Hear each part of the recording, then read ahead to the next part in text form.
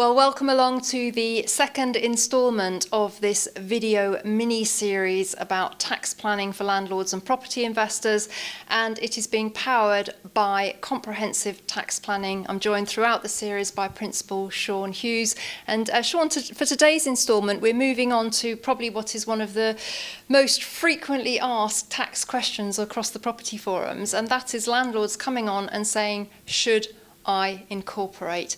It's not really a straightforward answer, is it? It's absolutely not. No, there's no kind of one-size-fits-all strategy. You know, it's not right for everybody to incorporate. It's not right for nobody to incorporate. I would say, you know, all I do is landlord tax planning, speak to hundreds of landlords every month.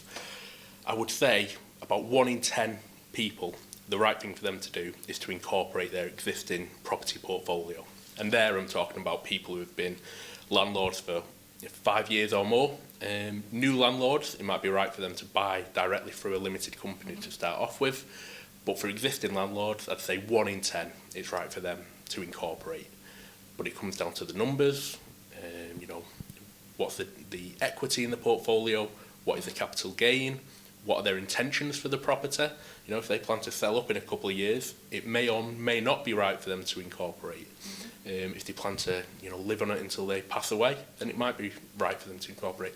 All these things need to be taken into consideration before you say, should I incorporate or shouldn't I incorporate? As we said in the last video, staying as you are may be the right thing for you to do.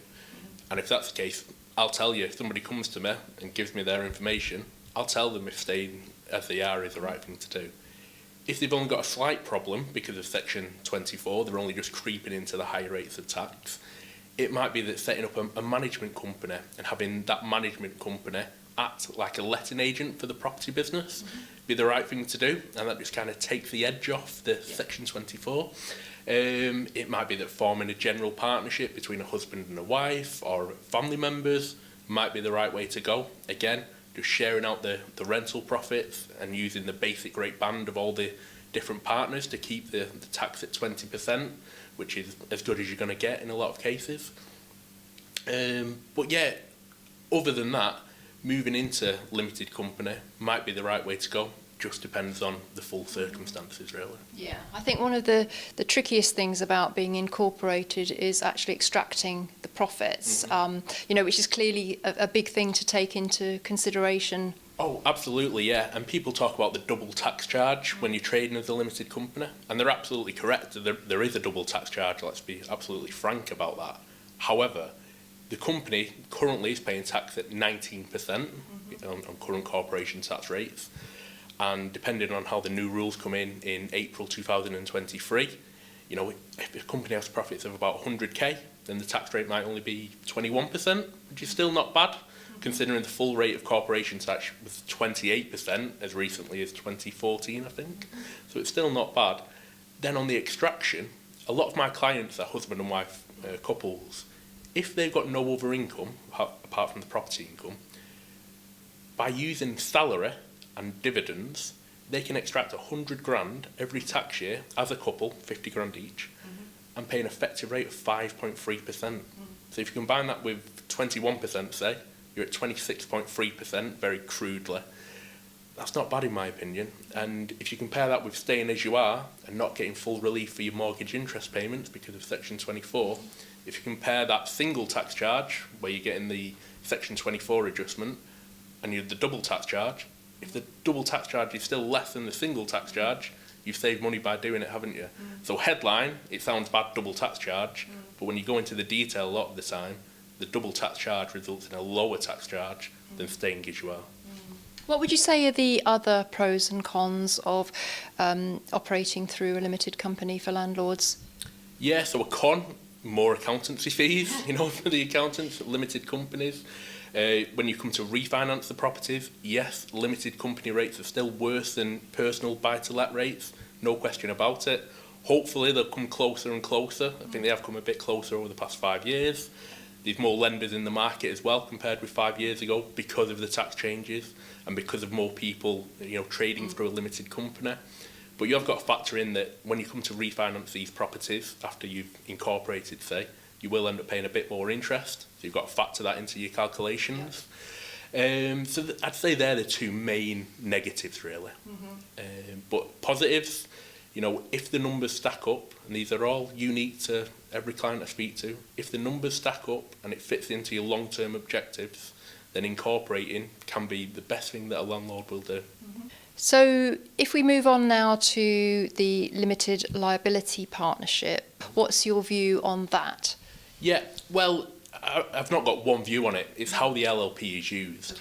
With a lot of the tax planning that's being, spoken about for landlords using LLPs, what we're talking about is a limited liability partnership with an individual as one partner, or member is the correct technical term, and a limited company as the other member, okay?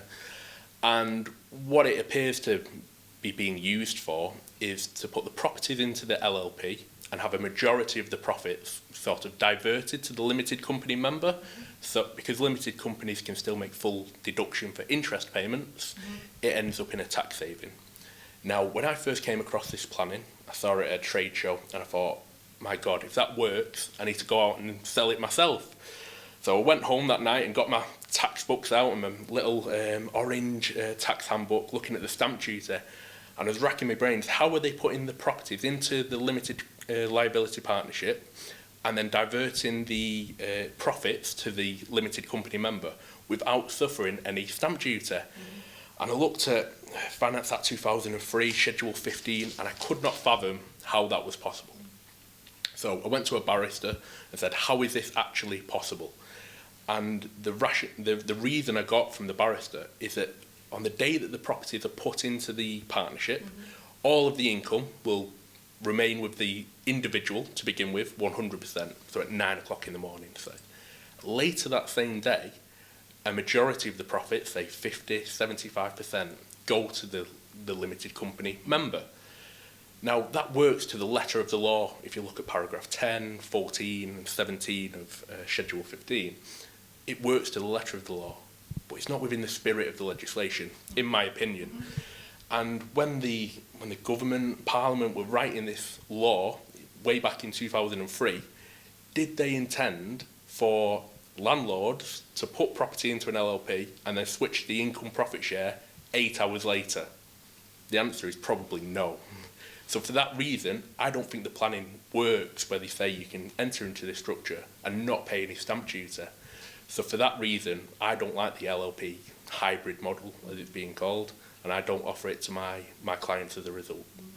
Well, I think you've just highlighted, Sean, how important it is to seek specialist tax advice because, with all due respect to tax and yourself, when I hear about tax, my eyes glaze over because the legislation is very complex and you have to know your stuff. And when people come to you initially as a new client, the first thing that you do with them is kind of sit down and you go through all of their situation with them, don't you? And then it's a case of you kind of almost crunching the numbers and seeing what's going to work best for them and that individual situation. Yeah, absolutely. I mean, when somebody comes to me, we have an initial call, just 5-10 minutes, bit of a brief chat. Then the numbers are the important thing at that stage. So I get the numbers, sit down, look at them. Then we have another meeting for me to talk through, any small clarifying questions, really get to grips with what their objectives are long term, and then off the back of that, we discuss a plan that I think would be the most tax efficient route for them, see if that ties into what they had in their mind longer term. You don't want to do something that works today only to shoot yourself in the foot. I mean, you can't do something longer term. You've got to go into it, with that end goal in mind. And like we said in the last video, very rarely is there a perfect solution whereby you completely pay the lowest amount of tax possible year on year and pay no inheritance tax at the end either. There's normally a bit of a balancing act, and you've got to come up with that balancing act before you do anything in terms of restructuring. So you've just got to go into it aware of that and with one eye on the longer term.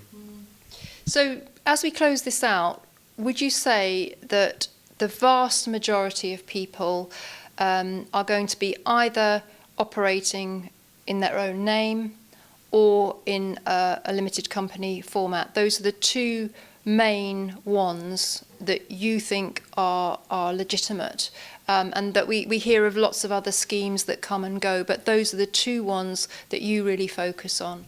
Absolutely. I mean, it's the two most recognised, structures for any business. Forget property for a minute. Any type of business. I'm a tax advisor. I run it through a limited company. It gives me limited liability. You maybe run property tribes through a limited company. Again, recognised business structures. They're not fads that won't be here in 2-3 years. When Section 24 got announced in 2015, 2016, there was a bit of planning doing the rounds about putting your properties in a trust in Belize, which just the word Belize, if you look up what that means, why anyone would want to work out of that country, well, there's only one reason really. That's gone by the wayside. HMRC brought in anti-avoidance on that. So limited company and having the properties in your own name or a general partnership with a spouse or a family member, they're just tried and tested structures that will definitely still be here in 10, 15, 50 years, not like some other structures that might be a flash in the pan. It's so important because obviously property is a long-term investment. People are going to be in it for 15, 20, 25 years. It just highlights again how important the correct tax structures are.